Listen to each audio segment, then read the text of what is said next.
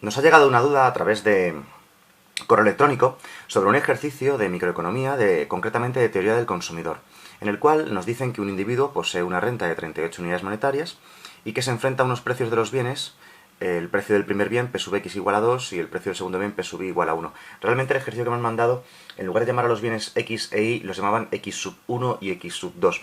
Pero yo prefiero utilizar siempre x e y por comodidad, por no arrastrar demasiados subíndices. ¿Sabéis? Luego es muy fácil tener algún tipo de error o algún fallo en algún punto porque tienes demasiados subíndices, superíndices, demasiada notación, ¿no? Siempre intento evitar ese tipo de cosas. Y luego además nos dicen que este individuo tiene una función de utilidad que es x por y más y. El apartado A nos pedía el equilibrio del consumidor, sencillamente. La expresión equilibrio del consumidor realmente lo que quiere decir es que maximices la utilidad del consumidor dada su restricción presupuestaria. Este ejercicio tiene un sistema, una forma de hacerlo concreto.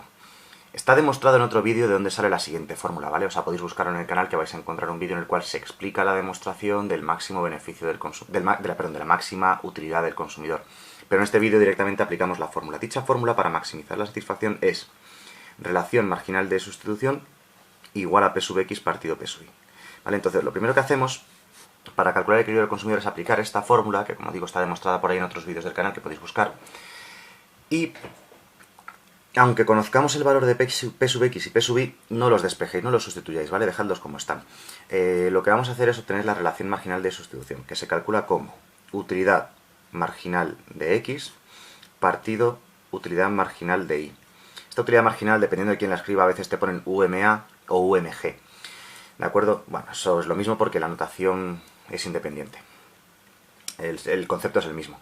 Bien, y a la derecha igual dejamos P sub x partido P sub y, aunque los conozcamos, los dejamos como parámetros desconocidos. Vale, ya veréis que luego eso es útil, ¿vale? Para otras partes del ejercicio. Entonces, por eso nunca los sustituyéis en general, hasta el final del todo. Bien, marginal significa derivada. De hecho, la utilidad marginal de x es la derivada parcial de esta función de utilidad tomando x como variable, y la utilidad marginal de y es la derivada parcial de esta función de utilidad tomando y como variable. Así que en el numerador, en la parte de arriba, lo que nos va a quedar es la derivada tomando x como variable y nos quedaría y. Y en la parte de abajo, la utilidad marginal de y sería la derivada tomando y como variable. Y entonces nos quedaría x más 1. Por cierto, aviso que cuando yo hago un ejercicio, mi y, o bueno, letra y, ¿no? En Latinoamérica. Bueno, la y para nosotros, a veces mi y va cambiando, ¿veis? Aquí la dibujo así, aquí la pongo así, ahí la pongo así, ¿sabéis? O sea, no os asustéis, no es que no son y distintas, es lo mismo, ¿vale? Bien, y a la derecha igual, pues dejamos P sub x partido P sub y sin ningún problema. Vale, aquí el primer truco es, como en cualquier ecuación matemática, despejar la y en función de la x. O sea, vamos a dejar la y a la izquierda del igual, ella solita, y a la derecha del igual nos quedaría entonces P sub x partido P sub y, y pasando x más 1, que está aquí dividiendo, se va multiplicando, pues lo pongo así, de esta manera, x más 1. Bien, esto no es un resultado final del ejercicio, pero sí es un concepto muy importante llamado senda de expansión, o curva renta-consumo también se llama a veces, pero sobre todo senda de expansión. Está explicado en otro vídeo del canal el concepto de senda de expansión, para qué sirve y tal. De momento no es el resultado final, pero sí, como digo, es un concepto importante. Segunda parte, segundo paso dentro del apartado A. Una vez que tienes calculada la senda de expansión, escribes la restricción presupuestaria, que es lo que me gasto en el bien x, es decir, P sub x por x, más lo que me gasto en el bien y, P sub y por y, tiene que ser igual a mi renta total. Este es el concepto de restricción presupuestaria. Se supone que me gasto toda mi renta M en el bien X y en el bien Y, precio por cantidad de cada uno de ellos. Lo que tenemos que hacer ahora es sustituir la senda de expansión dentro de la restricción presupuestaria. Ese sería el paso a dar ahora. Entonces, bueno, lo voy a hacer aquí en la línea de debajo, nos quedaría P sub x por x, de momento lo dejamos así, más P sub y por y, siendo y P sub x partido P sub y, todo ello multiplicado por x más 1, y a la derecha al igual, pues la renta M. Aunque la renta M también la conozcamos, que es 38, que es un dato que nos daban al principio, la dejamos indicada de momento como un parámetro desconocido. Ya veréis que eso luego tiene su utilidad. Bien, vamos a operar esto, porque tenemos aquí P sub i, que está multiplicando y dividiendo, así que podemos simplificarlo. Y entonces nos queda, voy a operar también el paréntesis, nos queda P sub x por x, más P sub x por x, más P sub x, igual a la renta. Ahora, si os dais cuenta, realmente solo tenemos una variable. La única variable que nos queda es la variable x. Vamos a intentar juntar términos e intentar despejar dicha variable x. Entonces esto nos quedaría, continuamos aquí debajo, P sub x por x más P sub x por x, pues dos veces P sub x por x. Y ya que este P sub x que ha quedado aquí suelto, lo voy a pasar a la derecha al igual restando. Igual a la renta menos P sub x. Y ahora ya para terminar, este 2p sub x que está aquí multiplicando lo pasamos dividiendo al otro lado y ya tenemos que x es igual a... Pasando el 2p sub x dividiendo al otro lado nos va a quedar la renta partido 2p sub x, ¿vale? Lo voy a hacer por partes, o sea, es decir, esto queda dividido entre, p sub x, entre 2p sub x, menos p sub x entre 2p sub x nos va a quedar menos un medio, y luego nos va a quedar... Ya está, esto es lo que nos queda, perdón, ya estaba yo aquí queriendo despejar más cosas de las que hay, no, ya está. Esto es lo que se llama la función de demanda del bien x. Bien, nos ha quedado una función de demanda que es un poco especial porque la verdad es que normalmente no tienen términos independientes, ¿de acuerdo? Pero en este caso sí tiene un medio ahí, un menos un medio término independiente. Esto en el fondo lo que quiere decir es que el consumo del bien x puede incluso llegar a salir negativo, ¿vale? Cosa que es imposible, ¿de acuerdo? Bien, no vamos a tener eso en cuenta, sencillamente si te sale un valor negativo no lo tienes en cuenta, el valor menor de consumo de un bien, pues es cero, ¿vale? En el mundo en el que vivimos real, pues es cero. Bien, ya tenemos la función de demanda del bien x. Siguiente cosa.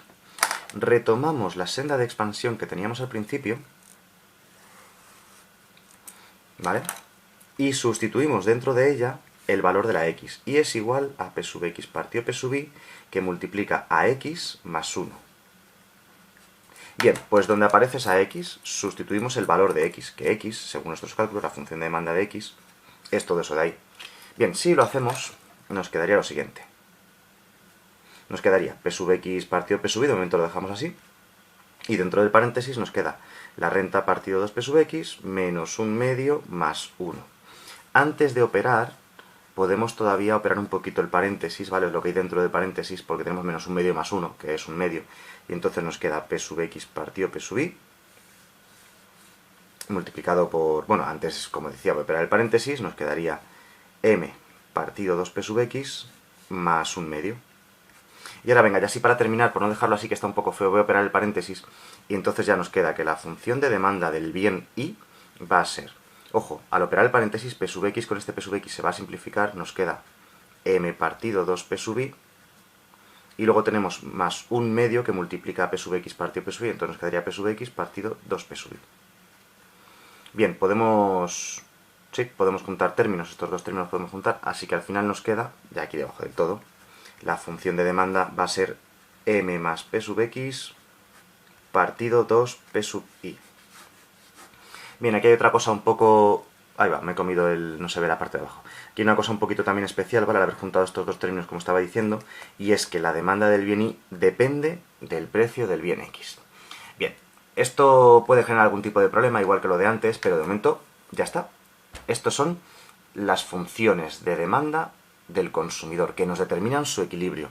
En teoría, ahora simplemente tendríamos que sustituir los valores que nos da el enunciado al principio, y ya tenemos la cesta de consumo óptima para este consumidor, la que maximiza su satisfacción.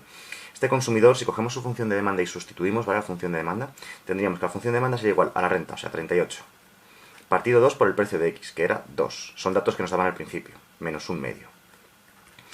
Bueno, pues 38 entre 4 así es 9,5, y 9,5 menos 0,5 es 9. El individuo consumiría 9 unidades del bien x, mientras que la demanda del bien y, sustituyendo los datos dentro de esta función de demanda que acabamos de obtener, sería la renta es 38, más el precio del bien x, que es 2, partido 2 veces el precio del bien y, 2 por 1.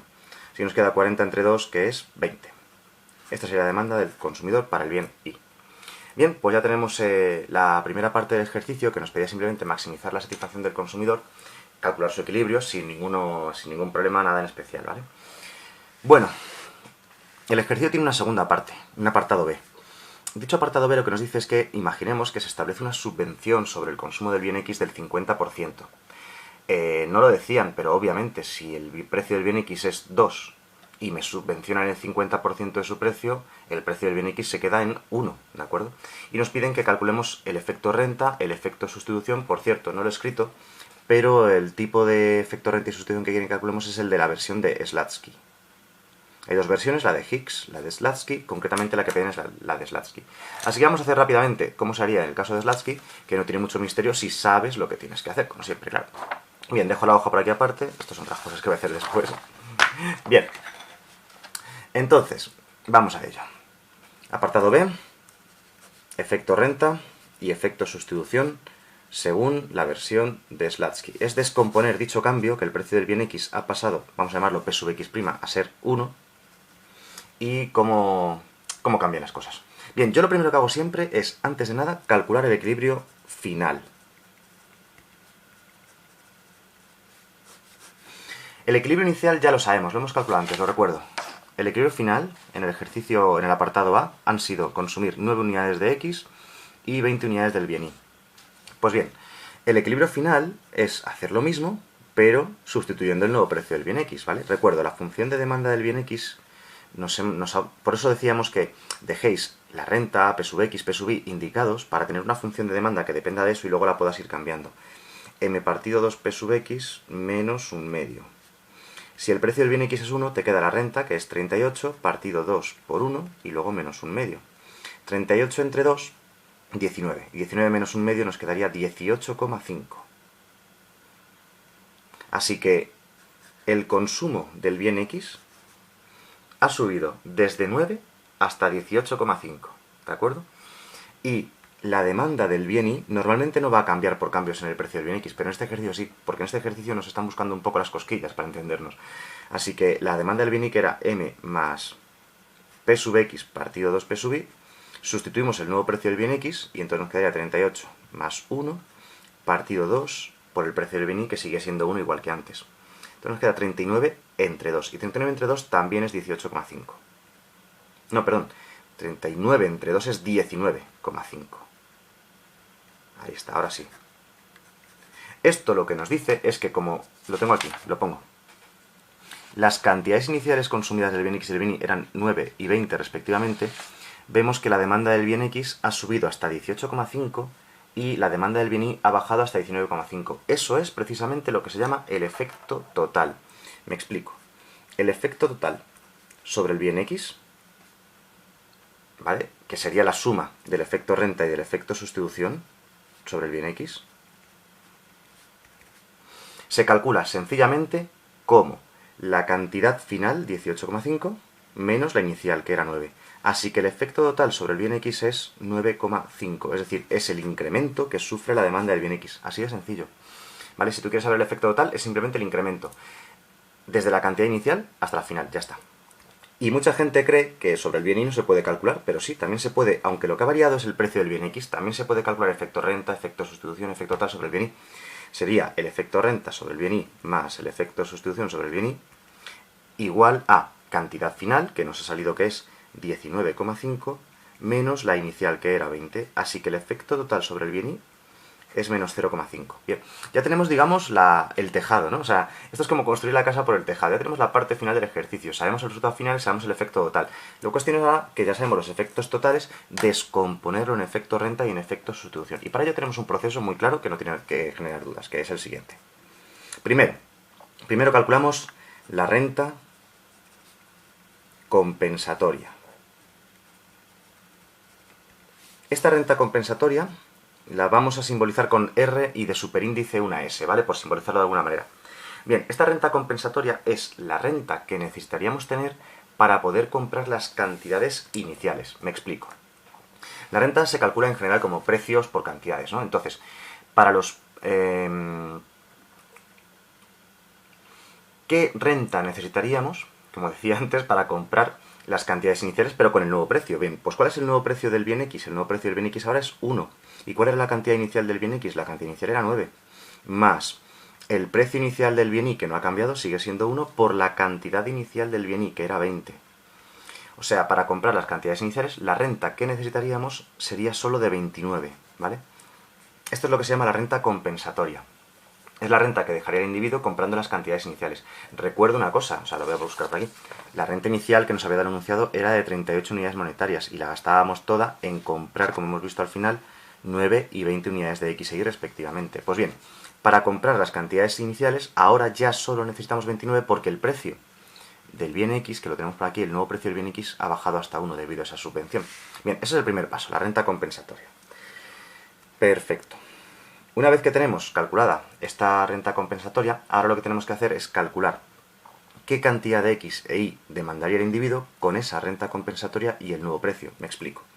La demanda del bien X que vamos a obtener ahora, se le suele poner un subíndice de ES de efecto sustitución. Es como el paso intermedio, es lo que se llama el efecto sustitución.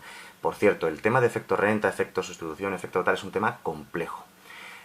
Podéis encontrar más vídeos en el canal en los que yo explico paso a paso el porqué de estos cálculos y todo esto, ¿de acuerdo? O sea, esto no es tan sencillo. Buscad en el canal otros vídeos más explicativos de lo que es el efecto renta, el efecto sustitución, la versión de Slutsky, la versión de Higgs y un poco todo. Aquí estoy yendo un poquito al grano, aunque este es el proceso que tenéis que aplicar exactamente. Si veis que algo que no os cuadra o que queréis entender mejor, buscad esos vídeos. Y si no queréis entenderlo mejor y simplemente queréis saber hacerlo, con este vídeo es suficiente.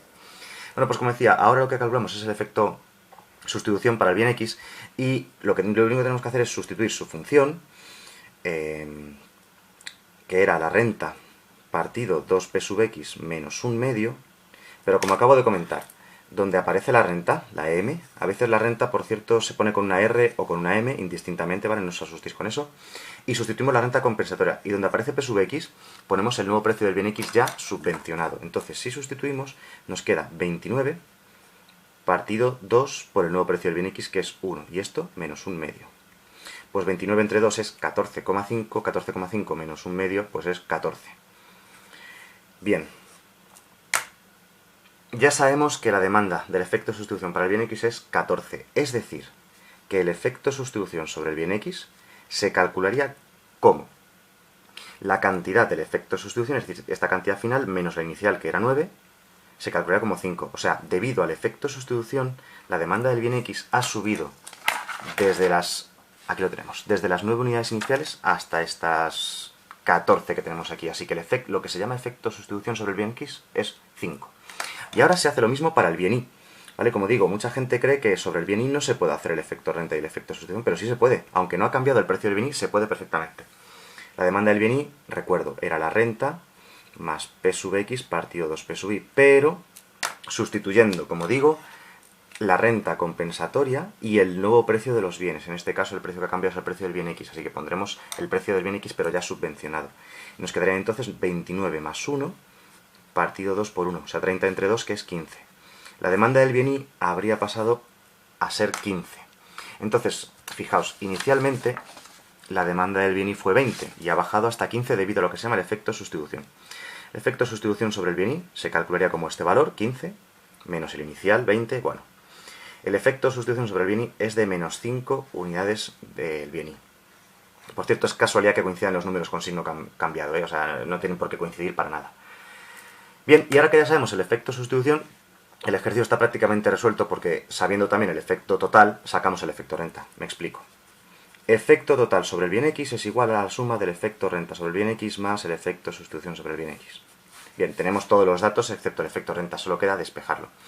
El efecto total sobre el bien x, lo hemos dicho antes, está por aquí arriba, ahí está, es 9,5, así que 9,5 tiene que ser igual al efecto renta, que es la incógnita, más el efecto sustitución que acabamos de calcular, que es 5. Así que perfecto. El efecto renta sobre el bien x, pasando este 5 que está aquí sumando a este lado restando, nos quedaría que es 4,5. Ese es el efecto renta sobre el bien x. Y ahora se puede hacer lo mismo también para el bien y.